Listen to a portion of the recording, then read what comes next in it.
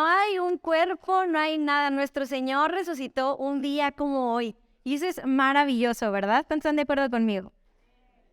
Y hoy les quiero leer una historia. El tema de hoy se llama un intercambio injusto. Y antes de empezar a leer esta historia, ¿qué les parece si oramos y tomamos un minuto para pedirle al Señor que nos dé una revelación de su palabra? Amén. Señor, gracias, Padre, por este día. Gracias porque podemos escuchar tu palabra, Señor, y alimentarnos del pan que tú quieres darnos, Señor. Hoy oramos, Dios, porque traigas un espíritu de revelación y sabiduría a nuestra vida, Dios, para que podamos entender el significado de la resurrección en nuestra vida. Gracias, Señor. Que tu presencia sea en este momento, Señor, en cada uno de mis hermanos, Padre, en el nombre de Jesús. Amén. Amén. ¿A cuánto les gustan las historias? ¿Sí les gustan? Vamos a leer hoy Mateo, capítulo 27, si tiene su Biblia por ahí. Si la tiene física, si no, préndala. Vamos a leer Mateo 27, versículo 11 al versículo 26.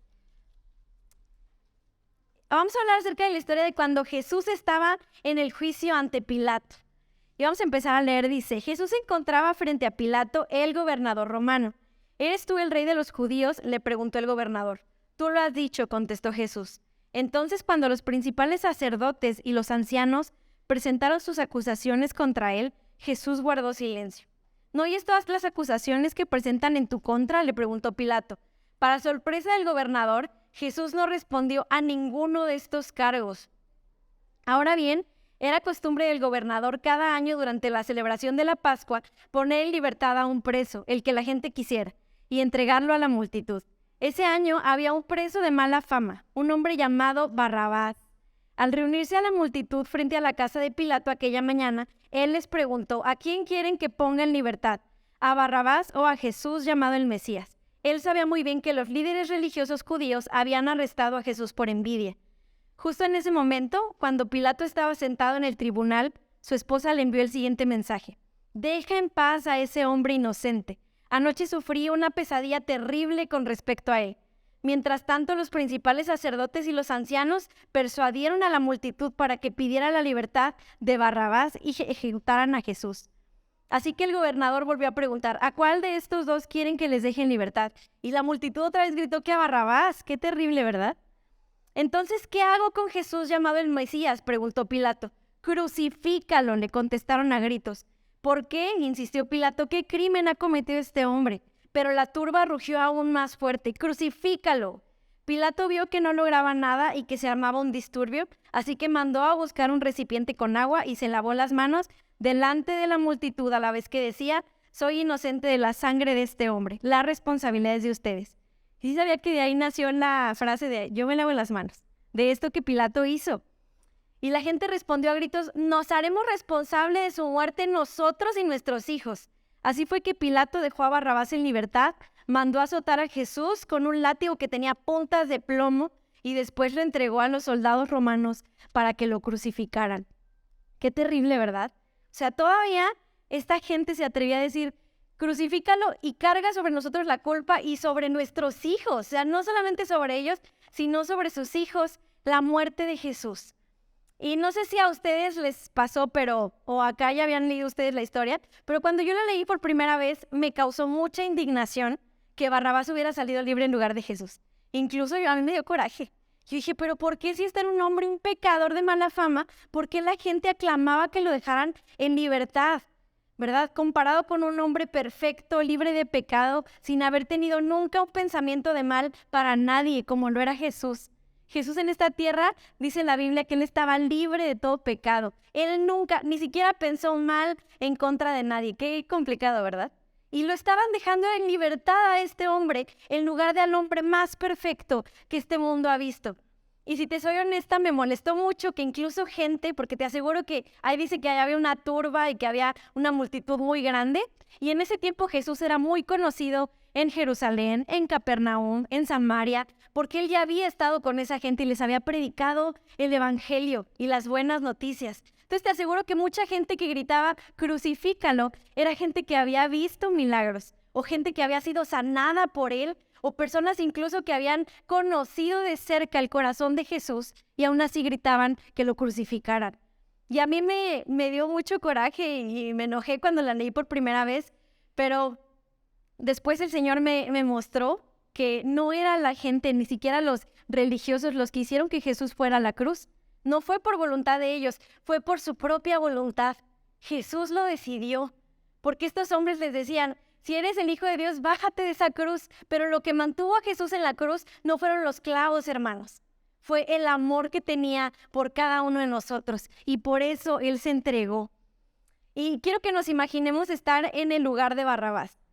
Cuando salió Pilato a decir que a quién querían liberar, estaba la parte de arriba y en la parte subterránea habían unas celdas. Y Barrabás estaba ahí.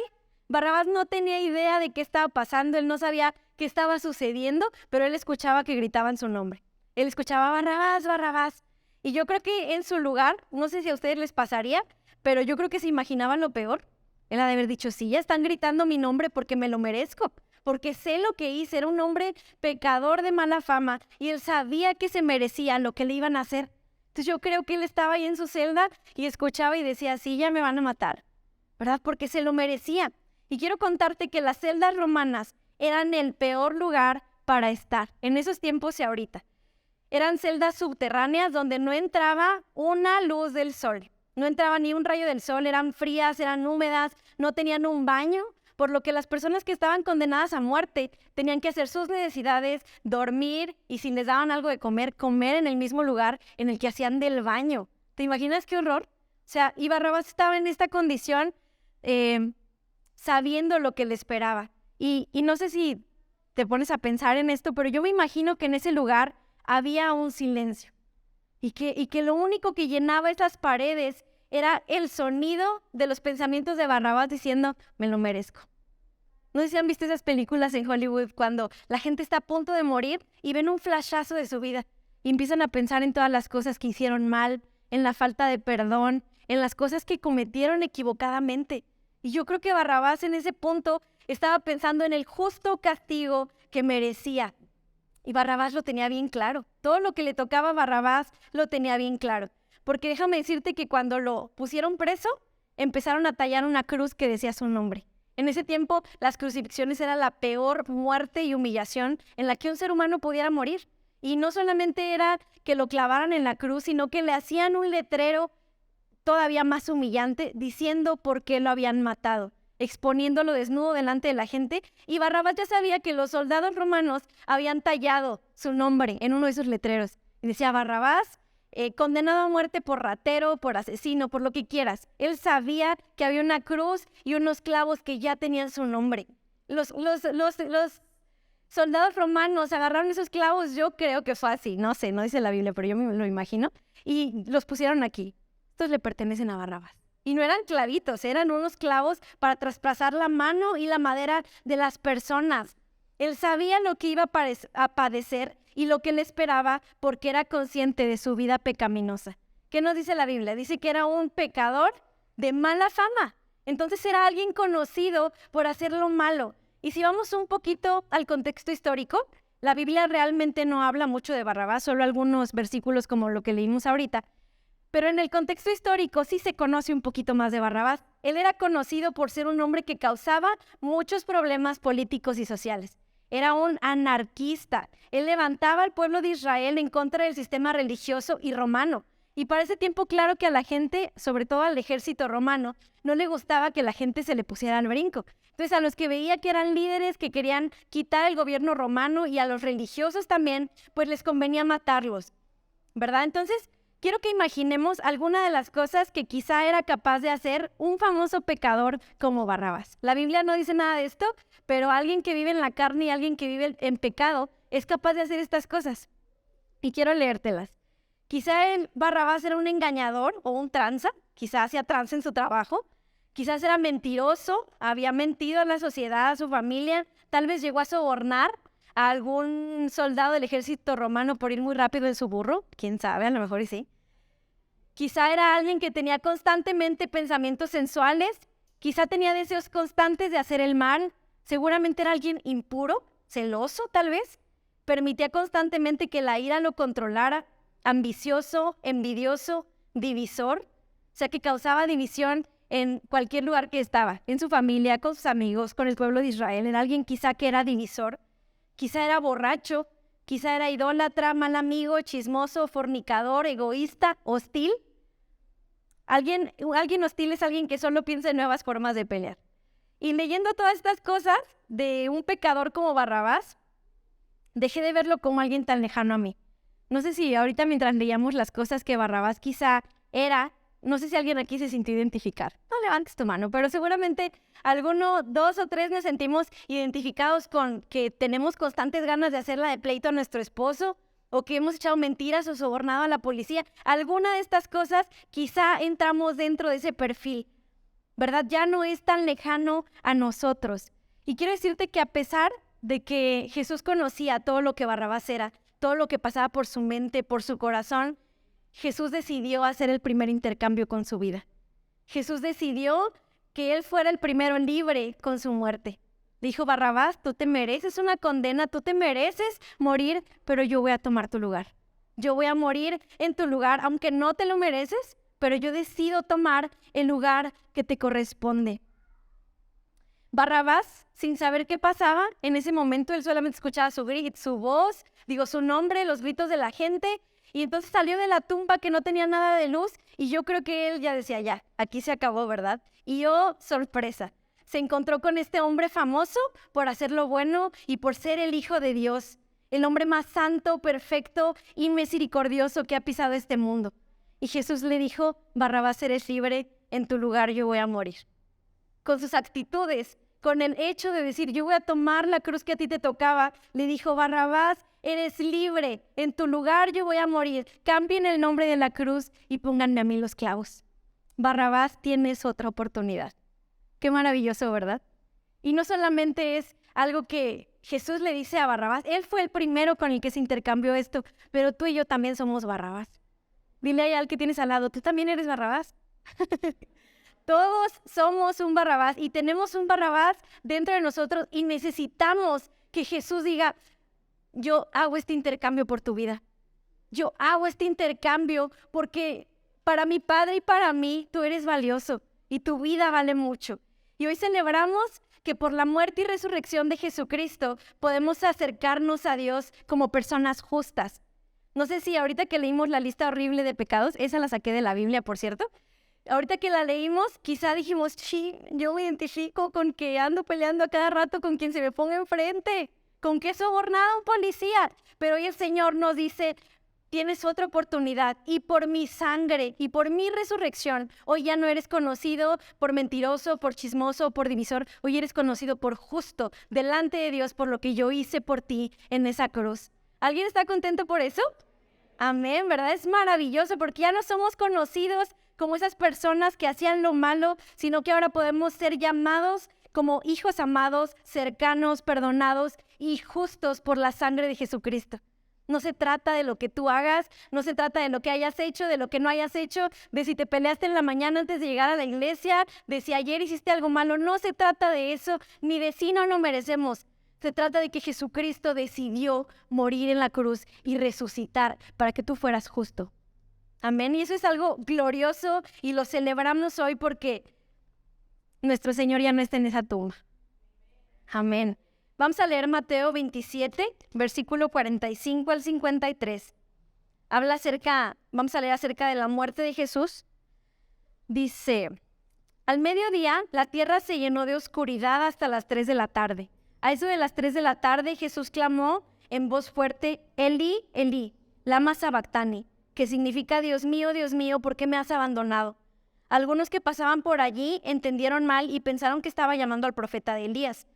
Uno de ellos corrió y empapó una esponja de vino agrio, la puso sobre una caña de junco y la levantó para que pudiera beber. Pero los demás dijeron: espera a ver si Elías viene a salvarlo. Entonces Jesús volvió a gritar y entregó su espíritu. En ese momento la cortina del santuario del templo se rasgó en dos de arriba a abajo. La tierra tembló, las rocas se partieron en dos y las tumbas se abrieron. Los cuerpos de muchos hombres y mujeres justos que habían muerto resucitaron. Salieron del cementerio luego de la resurrección de Jesús, entraron a la santa ciudad de Jerusalén y se aparecieron a mucha gente. Aquí dice, la palabra de Dios dice que después de que Jesús expiró, así dice en la Reina Valera, después de que Jesús murió y entregó su último aliento, el velo del templo fue rasgado. Y quiero ponerte un poquito en contexto para que veas más o menos que la otra, amigo, si quieres. Bueno, así más o menos, ¿verdad?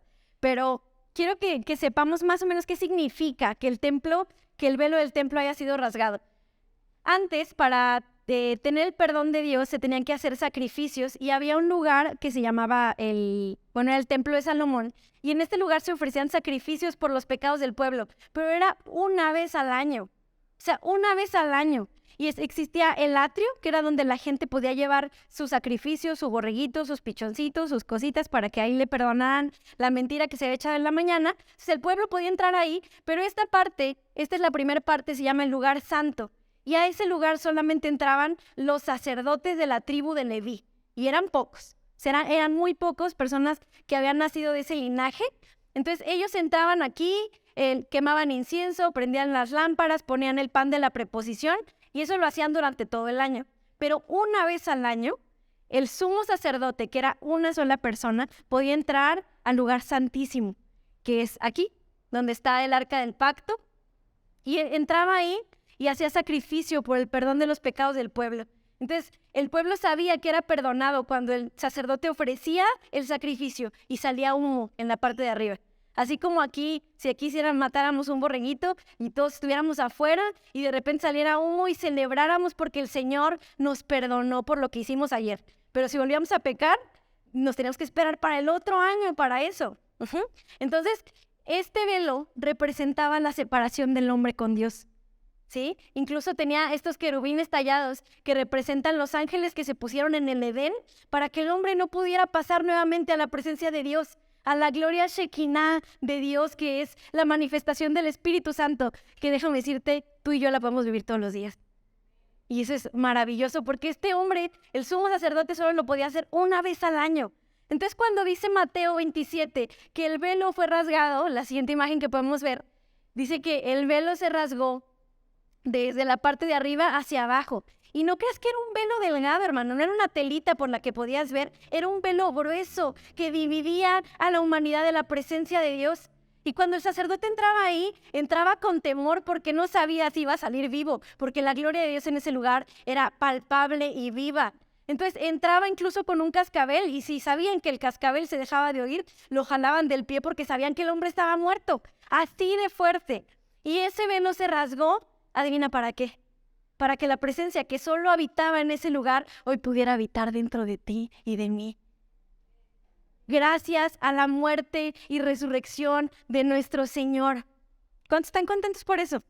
Amén, ¿verdad? Eso es motivo de gran gozo, porque esa gloria que inundaba ese lugar hoy puede habitar dentro de nosotros y podemos ser partícipes de una comunión con Jesucristo. Y el Señor también hoy nos llama a que lo valoremos. Aquí vamos una vida digna de la resurrección. Y hoy es un buen momento para hacer un cambio en tu vida y decir, Señor, yo quiero ser un hijo de la resurrección. No de lo que antes se vivía, no de solamente buscarte una vez al año, no de solamente estar en tu presencia de vez en cuando, sino ser un hijo de la resurrección, porque tú me has dado permiso de hacer eso. Ya nada nos puede separar ni dividir del amor de Dios. Nada. Ni lo que hiciste antes, ni lo que hiciste ahora, ni lo que harás mañana, dice Romanos, ni lo que está en el cielo, ni debajo de la tierra. Nada, hermanos, puede separarnos de la presencia de Dios por lo que Cristo Jesús hizo en el Calvario. Y vamos a leer 1 Corintios, capítulo 3, versículo 16. Dice: ¿no se dan cuenta de que todos ustedes juntos son el templo de Dios y que el Espíritu de Dios vive en ustedes? Dios destruirá a cualquiera que destruya este templo, pues el templo de Dios es santo y ustedes son ese templo. Ya no hay un lugar físico. Ahora cada uno de nosotros somos el templo en el que el Señor quiere vivir, el templo, y ahora Él vive dentro de nosotros. Ahora nosotros, esta es una esperanza maravillosa, podemos vivir una vida guiada por el Espíritu que estaba dentro de ese templo. Sí, por el mismo Espíritu que resucitó a Cristo de los muertos. Y a veces se nos puede hacer difícil pensar esta verdad, pero el espíritu que levantó a Cristo de la tumba y lo hizo resucitar, el espíritu con el que Jesús sanó enfermos, le dio vista a los ciegos, ese mismo espíritu vive dentro de ti. Y Jesús dijo, mayores cosas ustedes pueden hacer. Entonces, este espíritu vive dentro de nosotros y podemos vivir una vida guiada por él para que las obras de la carne o el Barrabás que llevamos adentro de nosotros muera todos los días en la cruz y el espíritu nos ayude a vivir una vida santa. Antes nadie podía ser santo delante de Dios, pero gracias a la resurrección de Cristo, tú y yo podemos ser llamados santos y justos delante de Dios. Todo lo que vivimos hoy es gracias a la resurrección. Y quiero que estemos bien conscientes de eso, que todo lo que puedes vivir hoy, que puedes abrir tu Biblia, que puedes venir a una reunión y adorar y que el Señor cambie tu familia y tu vida, es gracias a la resurrección de Jesús. Vamos a leer Mateo 28. Mateo 28, versículo 1 al 7, que habla de un domingo como hoy. Dice, el domingo por la mañana, cuando temprano, cuando amanecía el nuevo día, María Magdalena y la otra María fueron a visitar la tumba. De repente se produjo un gran terremoto, pues un ángel del Señor descendió del cielo, corrió la piedra a un lado y se sentó sobre ella. Su rostro brillaba como un relámpago y su ropa era blanca como la nieve. Los guardias temblaron de miedo cuando lo vieron y cayeron desmayados por completo. Entonces el ángel les habló a las mujeres, no teman, dijo. Sé que buscan a Jesús, el que fue crucificado. No está aquí, ha resucitado tal como dijo que sucedería. Vengan y vean el lugar donde estaba su cuerpo. Y ahora vayan rápidamente y cuéntenles a sus discípulos que ha resucitado y que van delante de ustedes a Galilea. Allí lo verán. Recuerden lo que les he dicho. La tumba hoy está vacía. Nuestro Señor ha resucitado y déjame decirte algo, a veces nos ponemos a buscar adentro de la tumba un cuerpo que ya no está. A veces nos ponemos a buscar adentro de la tumba a nuestro Señor cuando Dios no quiere que vivamos como hijos de muerte, sino como hijos de resurrección. Por lo que Él ya hizo por nosotros, deja de buscar en la tumba. A veces llevamos una vida como si Jesús nunca hubiera resucitado. A veces llevamos una vida lejos de Dios, le hacemos como el sumo sacerdote que nada más vamos a la presencia de Dios una vez al año o una vez a la semana, los domingos, y Dios ya hizo todo para que nosotros podamos vivir una vida cerca de Él y una vida en victoria. Ahorita lo cantábamos, ¿verdad? Ya no en victoria puedo vivir, ya no vivo en derrota. Y esto es gracias a la resurrección de Jesús. Dios este domingo nos está llamando a ti y a mí a vivir una vida en la resurrección. Una vida guiada por el Espíritu Santo que ahora vive dentro de nosotros. Porque no solamente es decir, wow, Jesús, ya resucitaste, qué padre, gracias.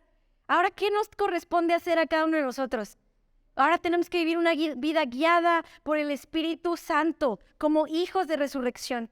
Y quizá para ti sea nuevo esto, o te preguntes, ¿cómo puedo vivir en la resurrección de Jesús? ¿Qué tengo que hacer? Quizá esto puede llegar a ser nuevo para ti. Y vamos a leer Filipenses. Aquí nos da una pequeña guía acerca de cómo tiene que vivir un hijo que ha resucitado juntamente con Cristo.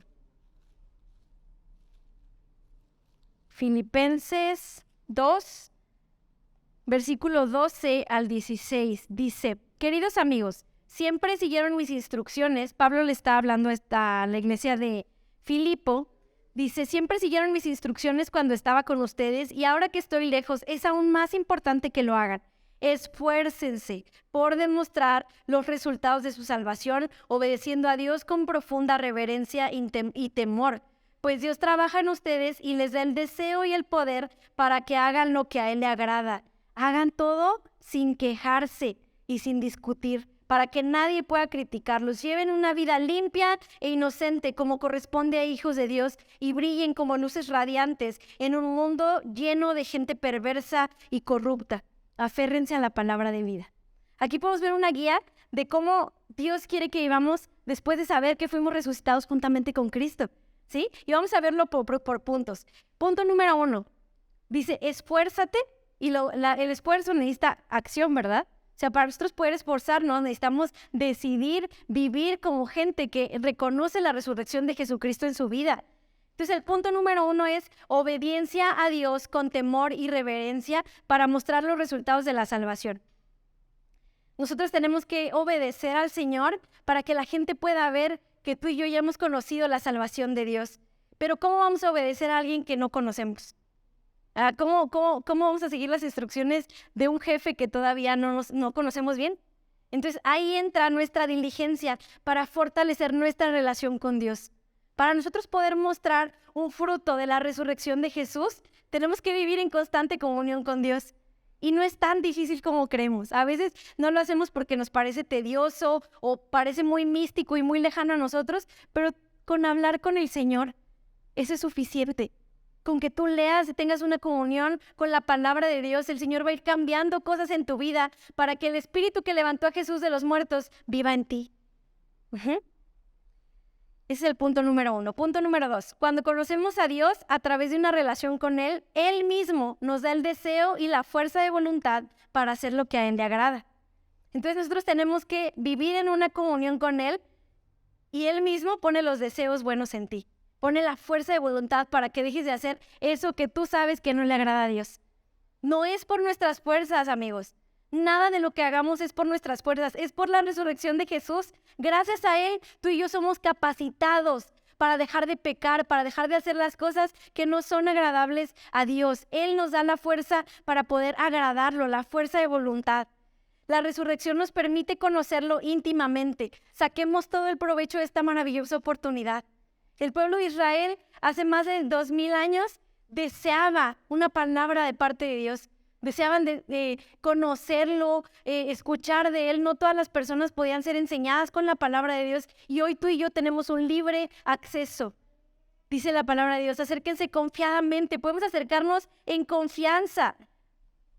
Sácale el provecho a tu relación con Dios. Vivamos una vida inocente como corresponde a hijos de Dios. Y eso solo nos puede ayudar Él mismo a poder vivir una vida agradable.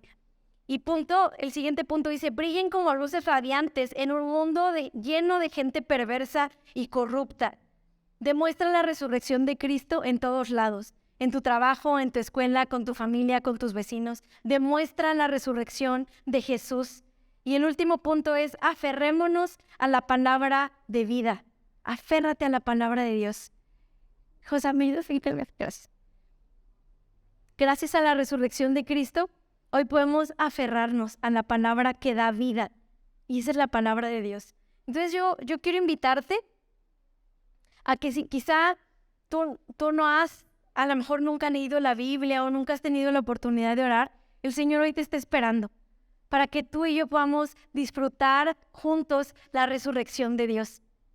El celebrar que nuestro Dios ya no está en una tumba, que ya no está ahí, sino que se levantó de los muertos y que ahora quiere venir y vivir dentro de nosotros. Y ese es un regalo maravilloso.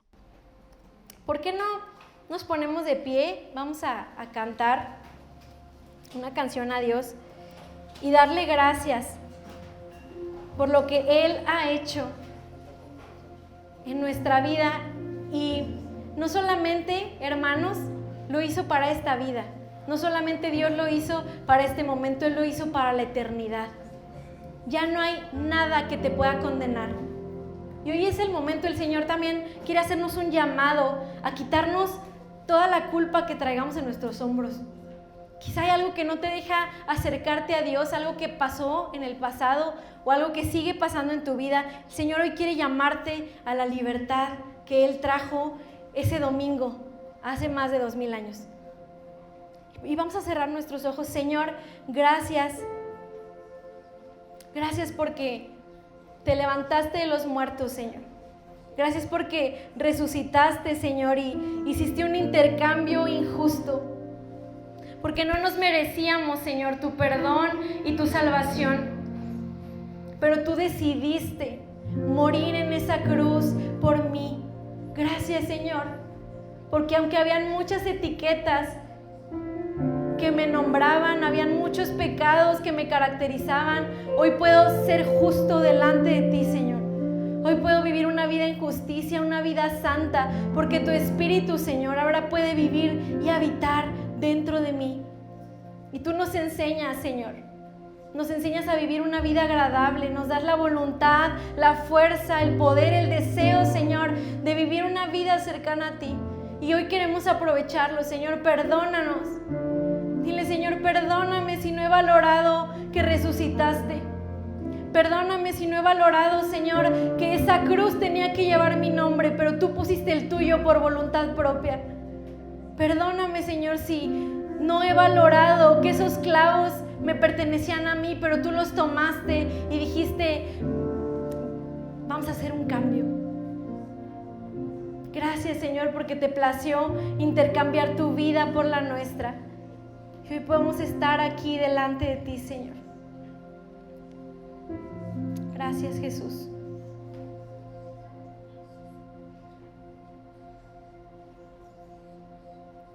Eres maravilloso, Señor. Vamos, dile, Señor, resucita cada aspecto de mi vida. Si hay algo que aún sigue en la tumba, Señor, resucítalo, Dios, por el poder de tu Espíritu.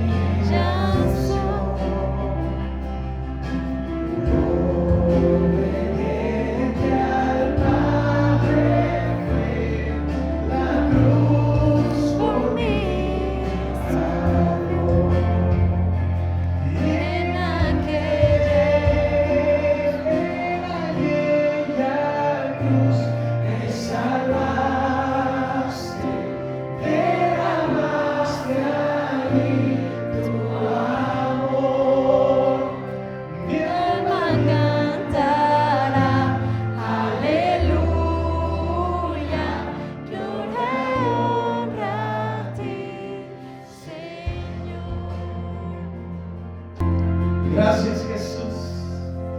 Él sufrió por mí, su perdón me dio. Vamos, cántalo. Lo creemos en esta mañana. El pecado ya no me puede andar. Libre soy en él, libre en verdad. Su perdón me dio por la sangre que derramó en la cruz. El pecado ya no me puede andar. Libre soy en él, libre en verdad. En aquella cruz me salvaste.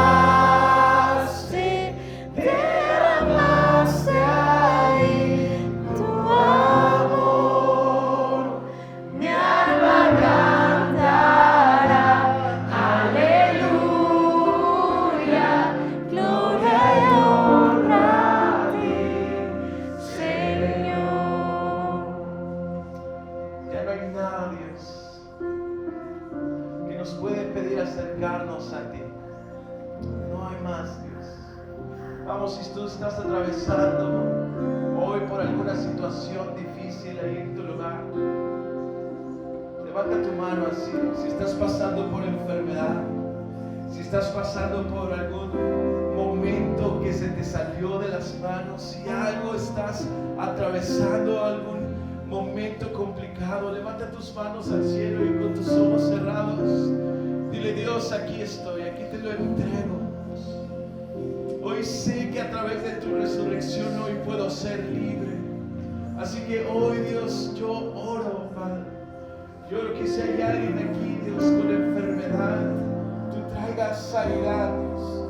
Si hay alguien aquí que esté batallando económicamente, Dios, yo pido que tú suplas.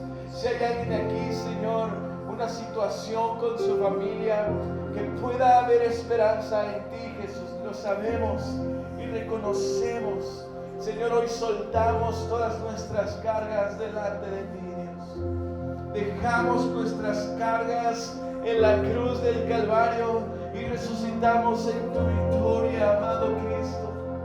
Fue en aquella cruz en donde nos perdonaste, fue en aquella cruz en donde todo nuestro peso y todo lo que hay en nuestro corazón, Dios, tú ya lo llevaste en aquella cruz. Y gracias, gracias por eso, Jesús. Gracias por tu amor.